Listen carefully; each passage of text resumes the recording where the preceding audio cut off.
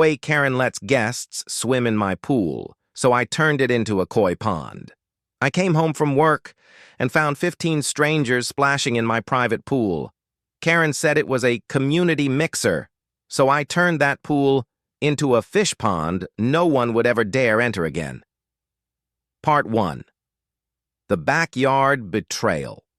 I pulled into my driveway after a grueling shift, hoping for just one moment of peace. But the instant I stepped out of my car, everything changed. Laughter, splashing, music blaring from the backyard. I turned the corner, then stopped cold.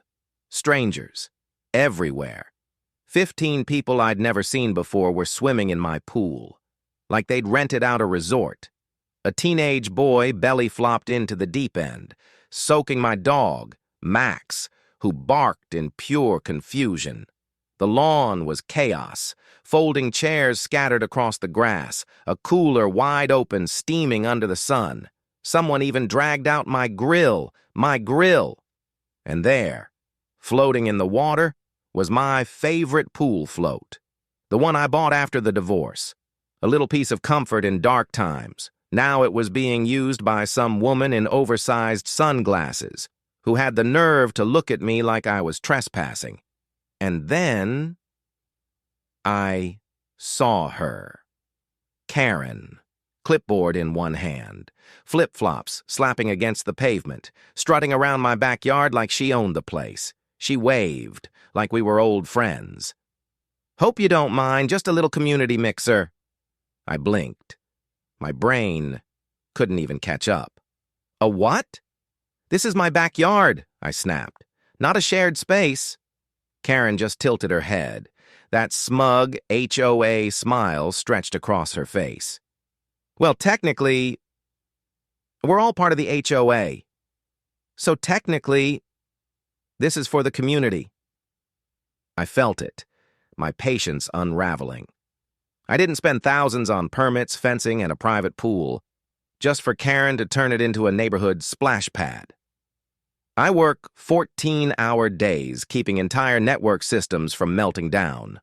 All I want is to come home to quiet, to calm. But no, not today. Max growled again. A little girl splashed at him and laughed. That was it. That was the line. I stormed toward the pool. Karen tried again.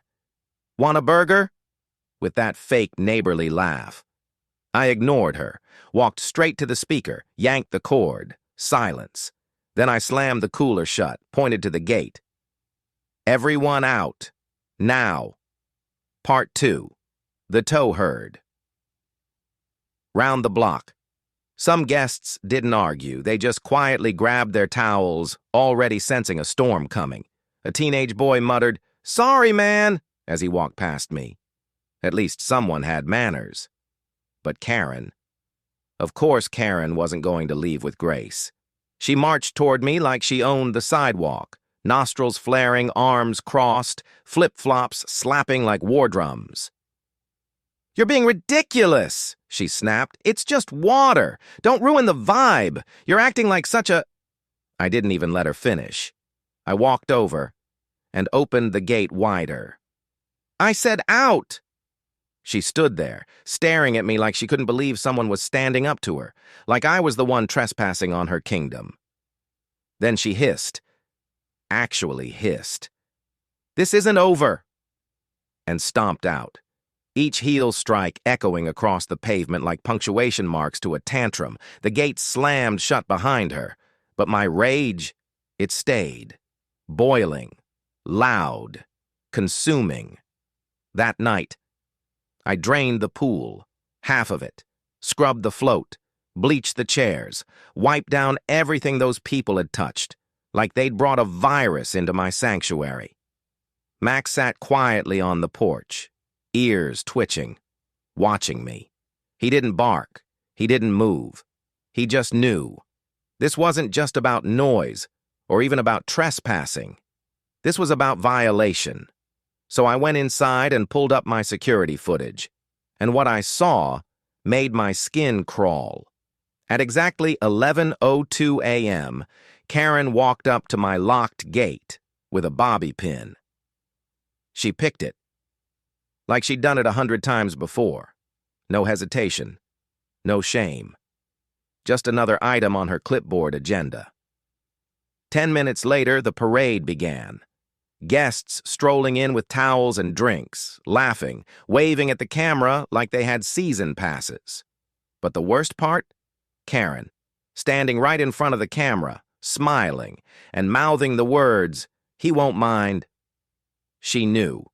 She knew what she was doing was wrong, and she did it anyway. The next day I showed up to the HOA meeting, calm, collected, on the outside, but inside, I was fire. I sat through 20 agonizing minutes of updates about hedge height policies and mailbox alignment, until finally, bop. They opened the floor. I stood, pulled out my tablet, hit play, and let the video do the talking. Karen didn't flinch. But the room went silent, frozen, the kind of quiet that screams louder than any argument.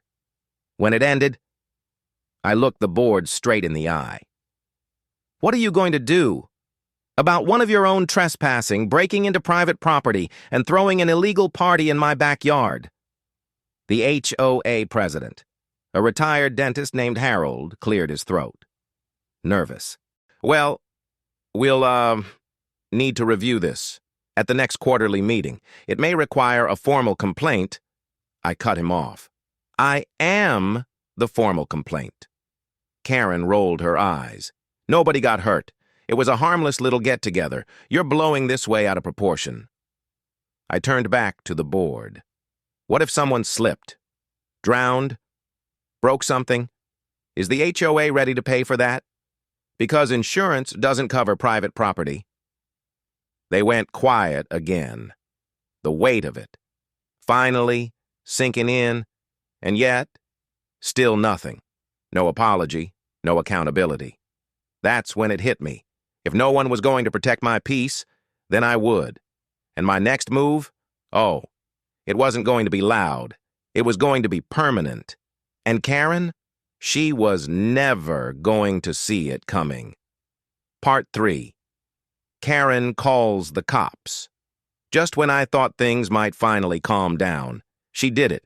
Karen called the cops. Not because someone got hurt, not because anything illegal happened, but because I had the audacity to say no.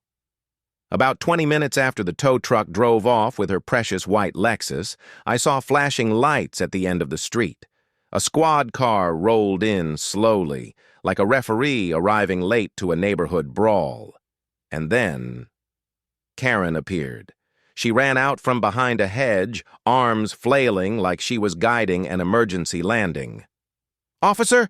Officer! Over here!" she shouted, practically hyperventilating. The poor cop hadn't even shut his car door before she launched into full drama mode. "He endangered my daughter's safety. He stole our vehicle. He has a history of hostility." She was breathless, flushed, and shaking with righteous HOA fury. The officer, calm as a pond in winter, strolled over. Karen followed close behind, buzzing like a wasp in a lavender sundress. "Sir," he said, "I just need to ask, was there a vehicle blocking your driveway?" Without a word, I pulled out my phone. "Yep, here's the photo. Lexus, parked without permission, blocking my garage." I flipped to the next image. "Here's the timestamp, and here's the tow receipt."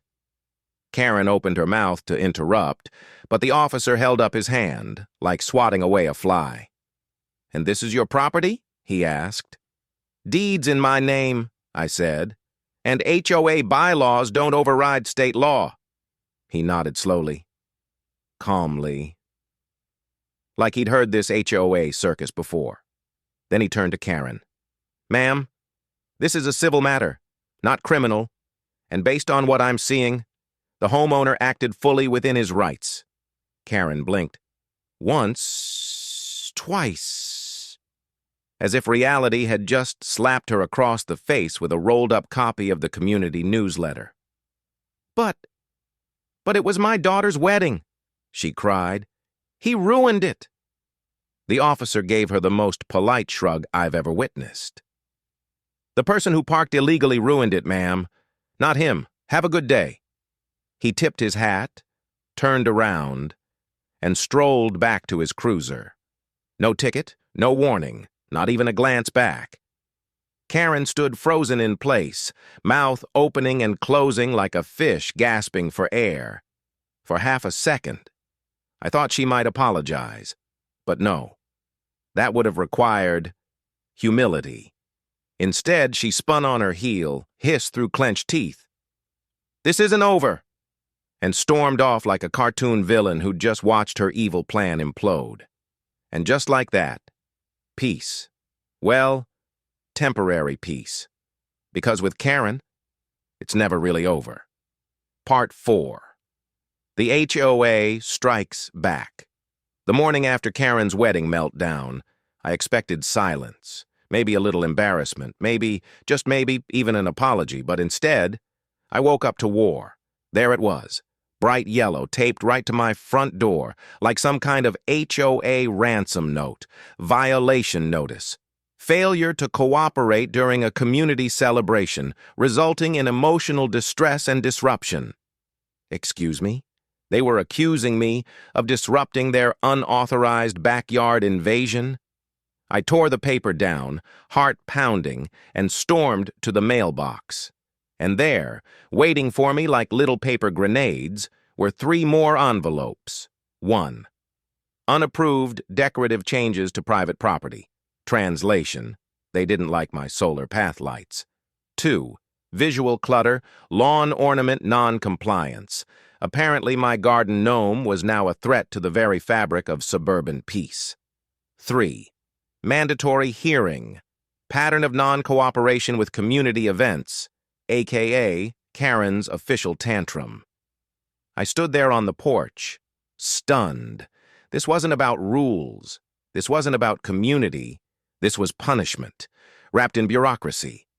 Karen hadn't let it go. She wanted revenge, paper-cut style. But here's what Karen never understood. I don't fold. I don't back down. And I definitely don't lose sleep over HOA nonsense. So I went inside, poured some coffee, sat down at my desk, and built my arsenal. Photo of her Lexus blocking my garage. Screenshots of her daughter's "Everyone Welcome" wedding invite, publicly posted online. A copy of the police report. Security footage, clear as day, of Karen unlocking my gate with a bobby pin. Audio of her saying, if he comes home early, he'll just have to deal with it. This wasn't just HOA drama anymore. This was premeditated trespassing. I organized it all, labeled every file, printed it in duplicate. Because this wasn't just about defending my lawn anymore. This was war. And this time, I wasn't just protecting my boundaries. I was going to bulldoze her entire paper kingdom with truth and receipts. Part 5. The hearing from hell. The HOA meeting didn't feel like a meeting.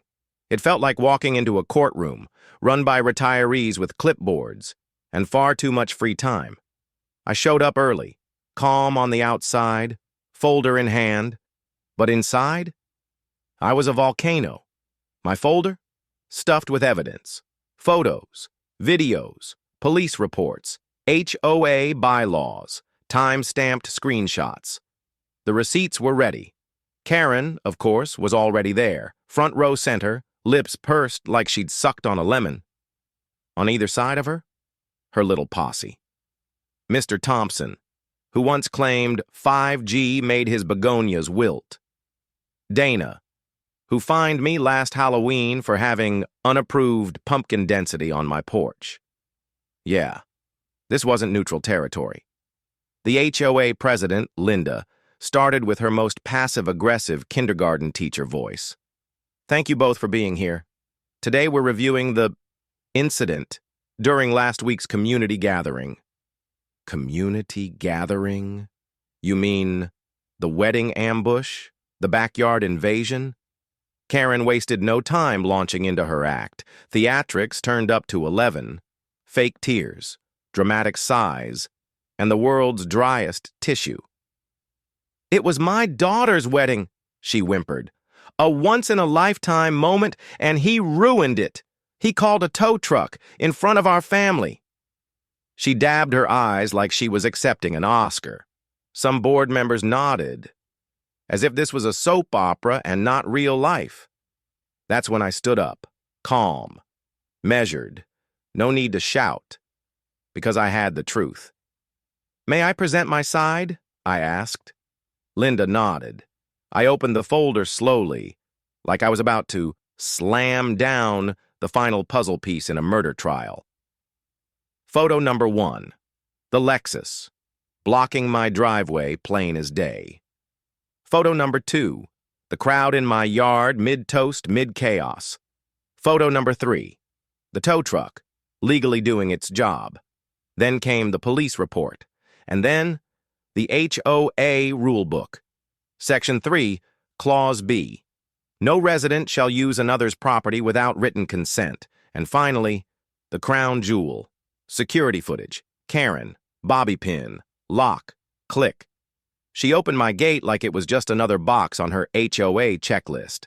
And then, right to the camera, smiled and mouthed, "He won't mind." Gasps. Shifting chairs. One board member actually coughed on his coffee. I took a breath. "This isn't a misunderstanding," I said. "This is a pattern. A weaponization of HOA power to control and intimidate." Karen stood up suddenly, her face red. "It was just one car," she snapped. "You didn't have to call Batman with a tow truck." I looked straight at her. "And you didn't have to treat my private driveway like your wedding red carpet." Silence. Cold. Heavy. Sharp. Linda cleared her throat. "Well, we've reviewed the materials. Karen, it's clear proper protocol was not followed. The board will meet privately and issue a decision fee within 3 business days." I nodded once. Calm again. I didn't need to hear anything else, because I already knew 2 things. 1, Karen had officially lost control of the narrative, and 2, she was about to unravel faster than a dollar store party tent in a windstorm. Part 6, the album and the aftershock. I thought it was over. I thought that hearing, the folder, the footage, the fallout, was the end. But with Karen, it's never just over. The next morning, I opened my front door, and there it was, a box, white, glossy, perfectly square, tied with a satin ribbon, like it had come straight from a wedding catalog. No note, no sender, just sitting there, waiting. I stared at it for a full minute, then brought it inside, slowly, like it might explode. I opened the lid and felt the air leave my lungs. Inside, a professionally bound photo album, gold trim, high-gloss finish. Embossed letters read, "Ashley and Brandon's Big Day." Oh no. I flipped the cover. Page 1, my backyard. Full panorama. Chairs, streamers, champagne flutes in the sun. Page 2, Karen. Front and center, grinning like a queen who'd just conquered a kingdom. Page 3, 4, 5, guest after guest, smiling, laughing, and in nearly every photo, the white Lexus. Parked across my driveway like it was part of the decor. I kept turning pages, heart pounding harder with each flip, until the final page. Tucked in the inside cover, a sticky note, loopy handwriting, Karen's signature swirl at the end. "We hope you'll see now what you ruined, Karen." I laughed. Not the ha-ha kind of laugh, the kind you let out when your brain just can't handle the absurdity anymore. She didn't just throw an illegal party, she documented it, printed it, gift-wrapped it, delivered it to my doorstep like it was some passive-aggressive peace offering, or worse, a guilt trip. Like I was the villain, like she was the victim. And the kicker? This wasn't a gift. It was psychological warfare, wrapped in satin. So, I did what had to be done. I closed the album, neatly, calmly, slid it back into the box, grabbed a Sharpie, And across the top, in big bold letters, I wrote, "Return to sender, reality included."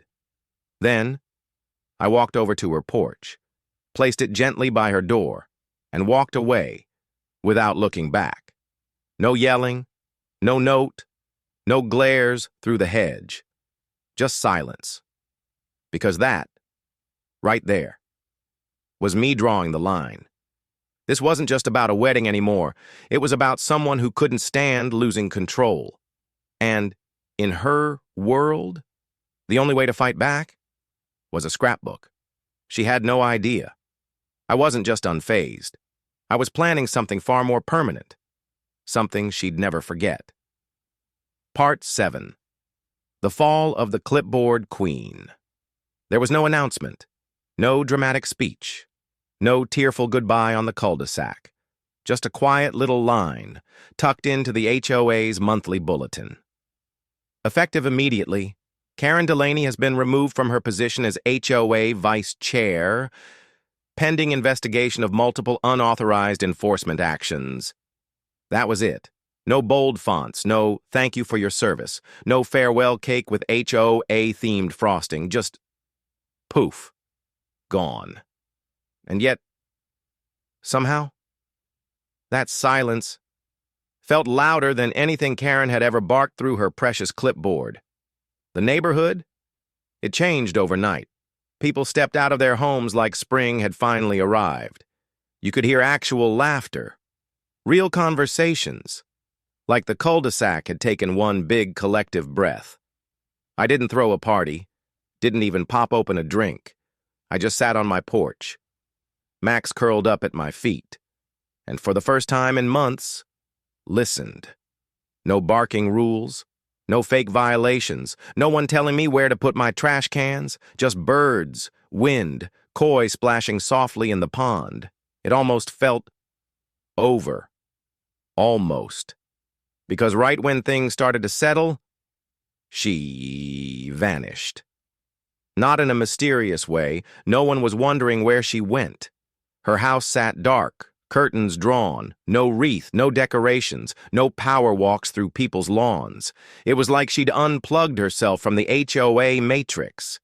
And for a week, it was bliss, until the SUV showed up.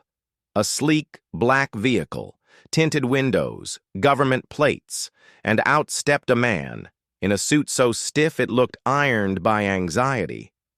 Briefcase in one hand, sunglasses in the other. You could tell this wasn't a social visit. 2 more cars followed, one with a wedding planner logo on the door. The other, a city enforcement officer with a badge clipped to her belt. Whatever Karen stirred up with that wedding, it had gone far beyond party planning. Rumors spread like wildfire. Turns out, her own daughter had filed a complaint. Why? Because Karen had lied to everyone. The venue, unauthorized. The caterer, misled. The HOA, bypassed. The guests, told it was a community celebration, all fiction, crafted with Karen's favorite tools: delusion, entitlement, and a clipboard. But this time, even her own family had had enough, and just like that, the Queen of Petty Power was dethroned. Not by outrage, not by revenge, but by the one thing she couldn't control: the truth. And honestly, it didn't explode like a scandal. It unraveled, quietly, beautifully, like the last thread being pulled from a sweater nobody wanted anymore. Karen wasn't just out of power. She was out of stories, out of moves, out of neighbors willing to pretend she still mattered. And somewhere in the distance, a koi fish flipped out of the water, sending soft ripples across the surface, like the pond itself was exhaling. Part 8. The Petty Aftermath. You'd think, after being dethroned, humiliated, and basically exiled from the HOA board, Karen would retreat quietly, lick her wounds, maybe even reflect. Yeah, right. This is Karen we're talking about. When she lost the war, she didn't surrender. She launched a new campaign. The campaign of petty chaos. It started small, barely a whisper. A yellow notice slapped on my mailbox. Violation, mailbox not in full aesthetic compliance, 1 inch too tall. Ah. I actually laughed out loud. Almost dropped my coffee, but that was just the warm-up. A few days later, animal control showed up at my door. Someone had reported a barking dog. Thing is, I don't have a dog. Max was at my sister's house all week. Still, that wasn't the end. A typed letter, anonymously slipped into the HOA inbox, accused me of having erratic lawn mowing patterns. What does that even mean? But wait, the cherry on top? A drone. Yes, a literal drone, buzzing past my backyard, 3 times in one day. Coincidence? Come on. But this time, I didn't blow up, didn't yell, didn't even raise an eyebrow. I just smiled and got to work. Installed more cameras, logged every incident, date, time, petty offense. Started a folder titled Karen's Ghost Files. Because I knew what she was trying to do. She wanted to poke the bear, but I had become a different kind of bear. One with documentation and silence had become my sharpest weapon, while she lurked behind blinds, throwing paper darts in the dark. The neighborhood, it bloomed. That weekend, my neighbor Mark, 2 doors down, invited me over for a BBQ. Nothing formal, no flyers, no hidden agendas, just burgers, drinks, and genuine conversation. When I showed up, the whole block was there, people who used to hide behind fences, now laughing, chatting, living. Someone raised a plastic cup and shouted, "To peace, the kind without clipboards." Everyone cheered. And me? I just smiled, sipped my lemonade, and then I saw it. Across the street, Karen's house, dark, curtains shut, porch empty, wreath gone. Her kingdom abandoned. But just as I turned back toward the party, I caught a flicker. The curtain twitched. She was still there, watching, lurking, seething. I gave a little nod. Not smug, not mocking, just calm. A silent message. You lost. We're not afraid of you anymore. And that was the sweetest piece I'd ever tasted. Max wagged his tail at the grill. The koi glided under moonlight back home. And for the first time in a long time. The cul-de-sac didn't feel like a battlefield. It felt like home. Part 9. Bride Vibes and Family Divide. It was a quiet Saturday, one of those rare mornings where the air feels clean, peaceful. The birds were chirping. The breeze actually smelled like cut grass and calm. I was trimming my hedges, minding my business, when a silver compact car pulled into my driveway and stopped. Out stepped a young woman, mid-20s, jeans, sneakers, hoodie that read, "Bride Vibes." My stomach dropped. She looked a little nervous, eyes scanning the yard, then locking on to me. And then she said it. "Hi. You don't know me, but I'm Ashley, Karen's daughter." Yeah, the bride. The one whose wedding kickstarted this HOA horror saga. I froze, sheared midair. "I'm guessing this isn't a social call," I said, lowering the hedge trimmer. She gave a sheepish half smile and nodded. "Not exactly." Ashley reached into her bag and pulled out a white envelope. "This is the towing bill," she said, offering it to me. "My husband and I paid it after the wedding. She never told you, did she?" I took the envelope, slowly, confused. "No, she didn't. We didn't want you thinking we expected you to pay for it," she said. I blinked. "That's actually really decent of you," I managed to say. Ashley let out a breath, looked down at her shoes. "She's furious," she mumbled.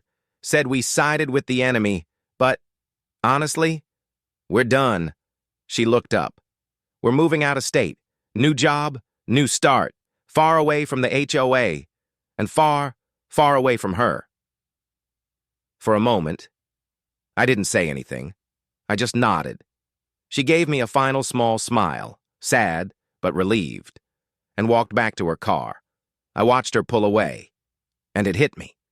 Karen didn't just alienate her neighbors. She'd driven away her own daughter, her own child, who only wanted a wedding, was now escaping her mother like the rest of us had tried to. And just when I thought that was the final twist, that had to be the last chapter. I opened my email later that night. The HOA newsletter had arrived, buried between garbage day reminders and lawn watering tips. Was a single line. Karen Delaney has officially resigned from her position on the HOA board. No announcement, no explanation, no apology. Just a quiet sentence, a digital whisper. The queen of the clipboard had stepped down, not out of grace, not from guilt, but from defeat. And I swear, that was the most peaceful newsletter I've ever read. Max let out a soft bark from the porch. I looked out over the koi pond and whispered under my breath, "Goodbye, Karen." Because finally, it was over. Or was it? Part 10. The final gift days after Karen's resignation. The air felt lighter. No more violation notices taped to my door. No more concerned neighbor letters typed in Comic Sans. Just bird song. Koi gliding gracefully through the pond. And silence. But it was too silent. You ever get that feeling? Like the calm before a storm? Yeah. That Thursday, it happened. I opened my front door to check the mail. Bills, junk flyers, nothing new. Except, there it was. A small white box, neatly wrapped.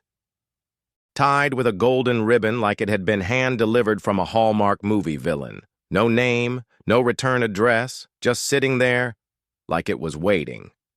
Max sniffed it suspiciously. So did I. I brought it inside, cautiously, opened the lid, and burst out laughing. Not a chuckle, not even a grin. A full-blown, stunned, confused, sarcastic laugh.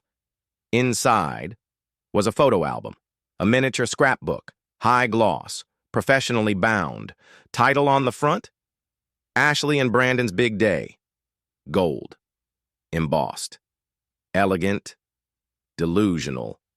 I opened it, and there it was. Page after page. My backyard, my property, decorated like it was a wedding venue straight out of Pinterest hell. Wide shots, close-ups, happy guests, floral arches, and, of course, the white Lexus, front and center, parked squarely across my driveway like some kind of luxury centerpiece. But that wasn't the kicker. No. The final blow came in the form of a sticky note, tucked inside the front cover, in that unmistakable loopy cursive. "We hope you'll see now what you ruined. Karen." I stared at it. For a long time. I didn't feel angry, or even surprised. Just amazed. She hijacked my property. Twice. Photographed it, printed it, gift-wrapped it, and delivered it, like some twisted, passive-aggressive apology wrapped in glitter. This wasn't just petty. This was Karen-level psych ops. A guilt trip. In hardcover. Like she genuinely believed showing me wedding photos of an event she trespassed to throw would make me say, "Oh, wow, I was the villain all along." So I did what needed to be done. I closed the album, slid it back in the box, grabbed a Sharpie and wrote across the top in big block letters, "Return to sender, reality included." Then I walked it right back over to her porch, gently placed it by the door, knocked once, turned around, and never looked back. Because Karen, she doesn't end on a note. She ends on a storm. And deep down, I knew. This wasn't her swan song, it was just her intermission. Part 11. The Last Curtain. Call. It started with a whisper, then a for sale sign, and then silence. Karen's house, once the buzzing beehive of passive-aggressive power trips and clipboard crusades, now sat still, muted, dim. The lavender wreath? Gone. The HOA proud sticker on the mailbox? Peeled off, like it was never there. The infamous clipboard? Nowhere in sight. Her front windows, once wide open so she could monitor the block like a suburban security camera, were now drawn, tight, like curtains on the final act of a bad play. I'd walk by on my evening strolls, Max at my side, half expecting her to leap out, ruler in hand, measuring my lawn height. But she never came. Not even once. She was still inside, we could all feel it. But it was different now. Karen wasn't watching the neighborhood anymore. She was watching her world fall apart. Then, one Thursday, just like that, she was gone. No notice, no drama, no final HOA newsletter rant. Just a U-Haul. One truck, 3 tired movers, a flurry of cardboard boxes and plastic bins labeled miscellaneous, seasonal decor, and HOA files. And Karen?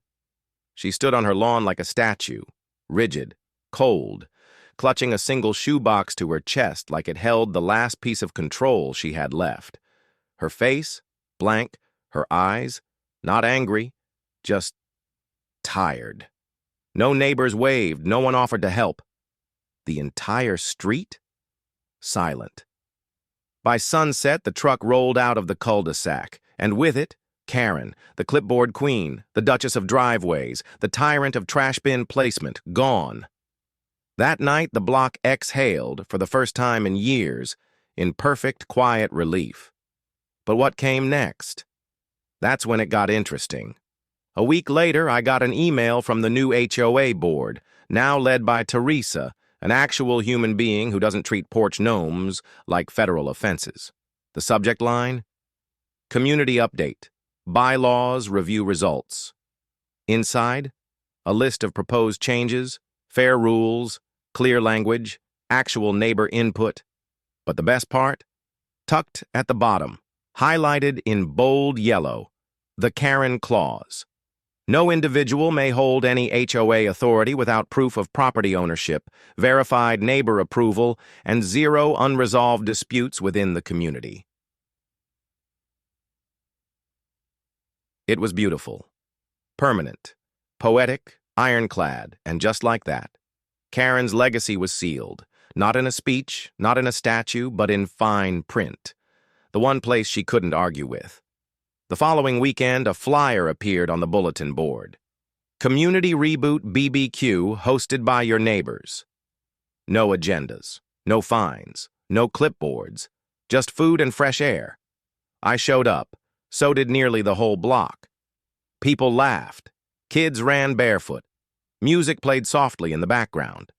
And across the street, Karen's old house sat empty, curtainless, colorless, forgotten. Max curled up at my feet while I sipped cold lemonade. And for the first time in a very, very long time, the air was still. And the peace? Real. Part 12. Echoes of the Clipboard Queen. I thought it was finally over. Karen was gone. Her reign retired. Her clipboard buried. But legends? They don't die quietly. They echo like the sound of wind chimes on a suspiciously windy morning. It started small. Almost funny. A pink plastic flamingo appeared on Mrs. Thompson's lawn. Kind of tacky, kind of cute, but no big deal. Until the next day, when a typed note showed up on her door. This decoration does not align with approved visual uniformity. Anonymous.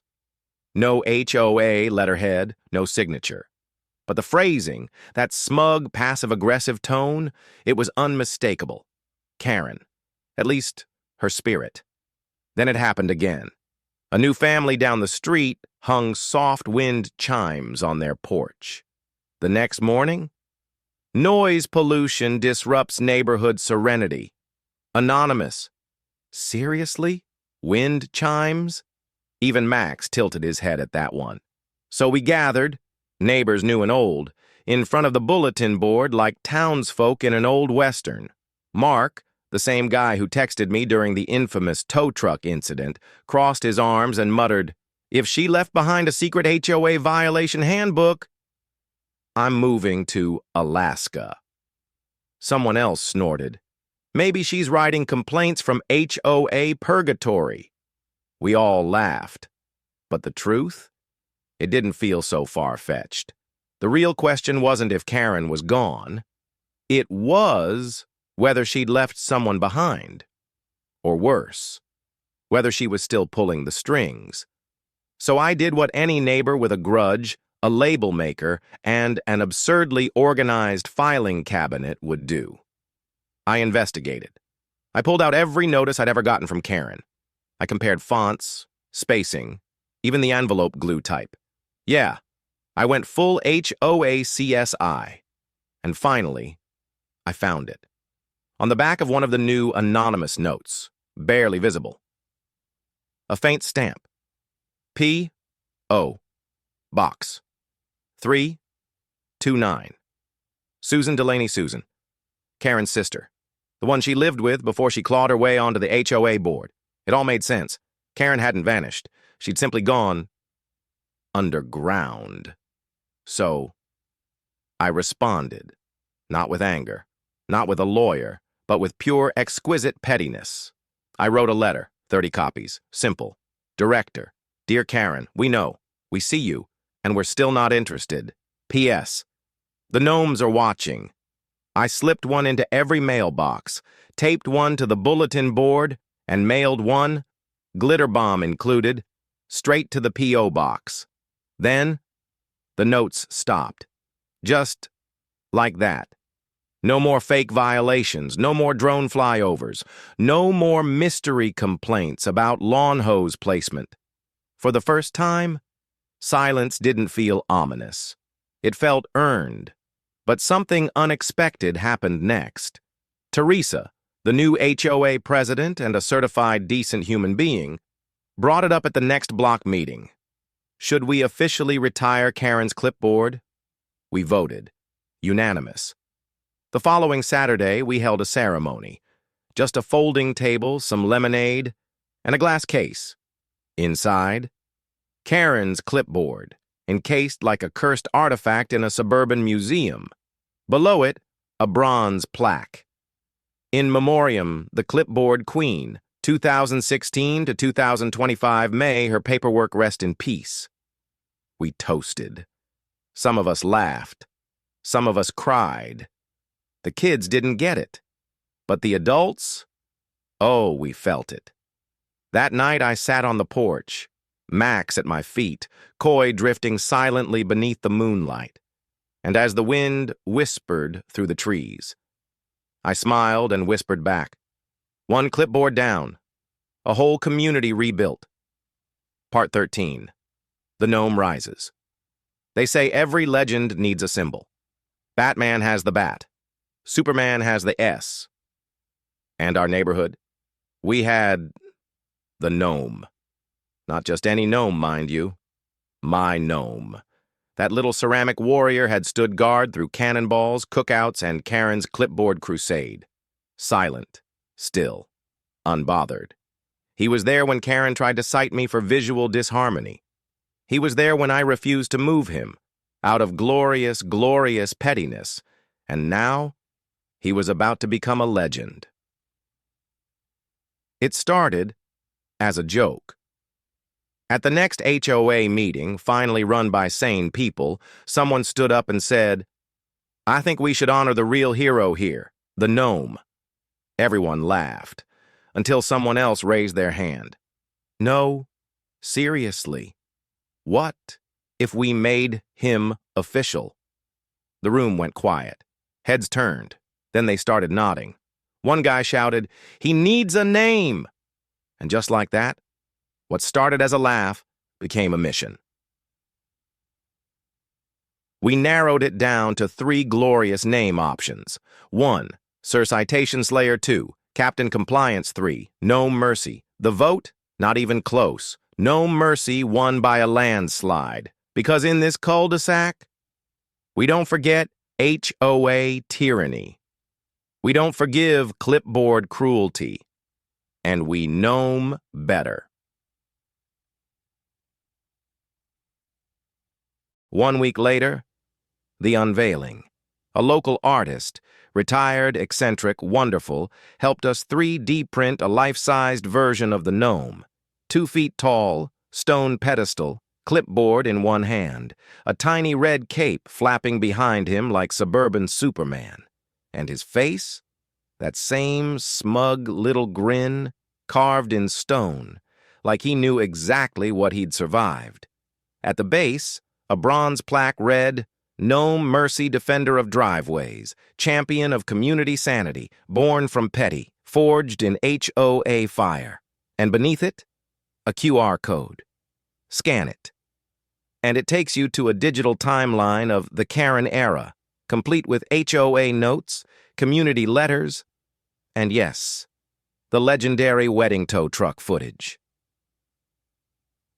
Tourists didn't come, but neighbors did. Kids took selfies. Teens made TikToks. One guy even proposed in front of No Mercy, ring in hand, koi pond glowing behind them like something out of a dream. The gnome had become a symbol of resilience, of rebellion, of ridiculously satisfying, perfectly executed, passive-aggressive victory. Karen. She never returned. Rumor has it, she moved to a gated community across town. And get this, she got written up on her second day for over-regulating the duck pond. Fitting, right? But here, in this neighborhood, we were free. And every time I passed by No Mercy, I gave him a nod. Not smug, not spiteful, just a silent salute. Because sometimes, the pettiest rebellion leads to the most peaceful victory. Epilogue. The pond that silenced a tyrant. Some stories end with fireworks. Ours?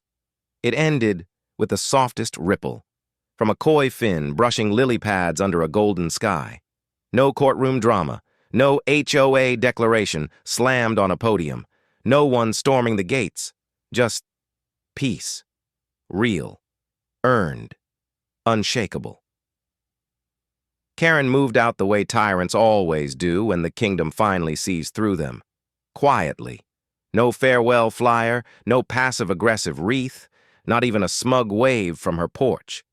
1 week, she was peeking through fence slats.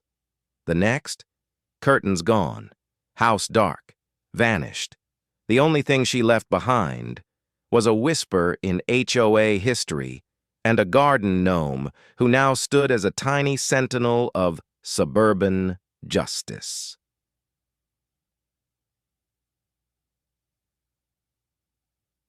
The young couple moved in, fresh start, kind eyes. They brought lemonade to the next community BBQ and asked, "So, were the rumors true?" We just chuckled and pointed to No Mercy. He tells the whole story without saying a word. The koi pond? It bloomed. Lily pads reached wider. Waterfall whispered louder. The fish, golden, graceful, swam without a care in the world.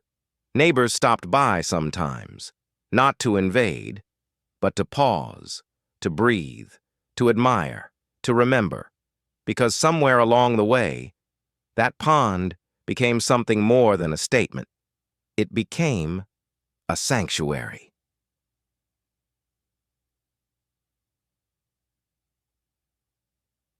One afternoon, a little girl walked up with her dad. She peeked through the fence, eyes wide. "Why don't people swim in there?" she asked. Her dad smiled. "Because once upon a time, someone tried, and they never made that mistake again." We both chuckled. She tossed in a few pellets and watched the koi dance below the lily pads. like memories gliding through water. Not all battles are fought with fists. Some are fought with boundaries, with silence, with koi fish and ceramic gnomes. And in the end, the loudest thing Karen ever did was leave. That night, I sat beside the pond. Max curled at my feet, tea warm in my hands, the moonlight casting silver ripples across the surface, and I whispered to the breeze, soft and certain, to peace, to koi, and to the day the clipboard finally cracked. Because this wasn't just a backyard anymore. This was my kingdom, my story, my quiet, perfect ending. And no HOA Karen would ever touch it again.